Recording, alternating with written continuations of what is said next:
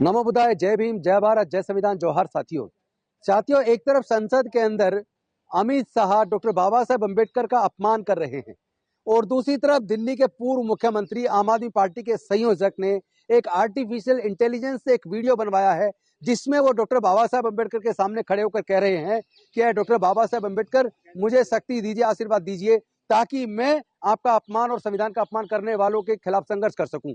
और फिर बाबा साहेब उनको आशीर्वाद देते हैं।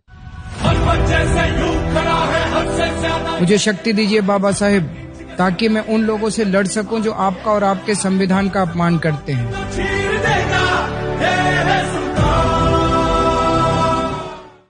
तो ये भी तो डॉक्टर बाबा साहेब अम्बेडकर का अपमान है कि आज से सही लगभग 2 साल पहले 5 अक्टूबर 2022 को जब 12,000 लोगों के साथ मैंने बौद्ध धर्म की दीक्षा ली थी और डॉक्टर बाबा साहेब अम्बेडकर की 22 प्रतिज्ञाएं दोहराई थी और भारतीय जनता पार्टी ने उसको एक बहुत बड़ा मुद्दा बनाया था, एक राजनीतिक मुद्दा बनाया था। गुजरात चुनाव के लिए भारतीय जनता पार्टी ने मुद्दा बनाया, लेकिन तब मेरे साथ आम आदमी पार्टी के मुखिया अरविंद केजरीवाल या कोई भी नेता मेरे साथ समर्थन में खड़ा नहीं हुआ। खड़ा होना तो दूर की बात है, एक ट्वीट तक नहीं किया। तो आप अगर डॉक्टर बाबा साहेब अम्बेडकर को सम्मान करना चाहते हैं तो कम से कम एक ट्वीट के माध्यम से ही मेरा साथ ही दे देते। और आज एक फर्जी वीडियो बनाकर कि बाबा साहेब अम्बेडकर मुझे शक्ति दें ताकि मैं लड़ सकूं और आशीर्वाद ले रहे हैं, ये गलत है। दोहरा चरित्र चलेगा नहीं। देश के लोग सब सच जान चुके हैं, ऐसे चलने वाला नहीं है। उधर संसद के अंदर डॉक्टर बाबा साहेब अम्बेडकर की प्रतिमा को हटाकर एक किनारे पे लगा दिया, उसके खिलाफ हमने इतना बड़ा आंदोलन किया, उस पर भी आपका एक ट्वीट नहीं आया, उस पर तो आप नहीं बोले, आपके लोग भी नहीं बोले। इसका मतलब आप डॉक्टर बाबा साहेब अम्बेडकर का दिल से सम्मान नहीं करते हैं। आप शहीद भगत सिंह की भी फोटो लगाते हैं, आप डॉक्टर बाबा साहेब अम्बेडकर जी की भी फोटो लगाते हैं, लेकिन शहीद भगत सिंह जी ने मैं नास्तिक क्यों हूं ये किताब लिखी, क्या कभी आपने पढ़ी है? डॉक्टर बाबा साहेब अम्बेडकर हमेशा संविधान की बात करते थे, सबको न्याय की बात करते थे, समानता की बात करते थे, सबकी स्वतंत्रता की बात, भाईचारे की बात करते थे।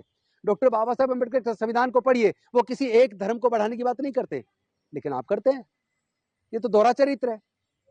डॉक्टर बाबा साहेब अम्बेडकर अंधविश्वास पाखंडवाद के खिलाफ आर्टिकल 51 इंडियन कॉन्स्टिट्यूशन में कहते हैं साइंटिफिक टेम्परामेंट होना चाहिए, यानी लोगों का, भारत के नागरिकों का वैज्ञानिक दृष्टिकोण होना चाहिए। लेकिन क्या आप वैज्ञानिक दृष्टिकोण को मानते हैं?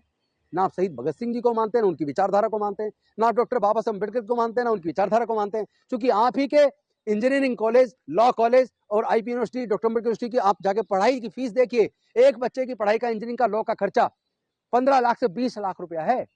क्या दलित, पिछड़े, आदिवासी, गरीब तो छोड़ो, तमाम जनरल कैटेगरी के भी 75% लोग क्या 15-20 लाख का खर्च करके अपने बच्चों को पढ़ा पाएंगे? क्या उनकी पढ़ाई की व्यवस्था तो कर दो। यही तो मैं आपसे मांगता था कि गरीब बच्चों की पढ़ाई की व्यवस्था कर दो।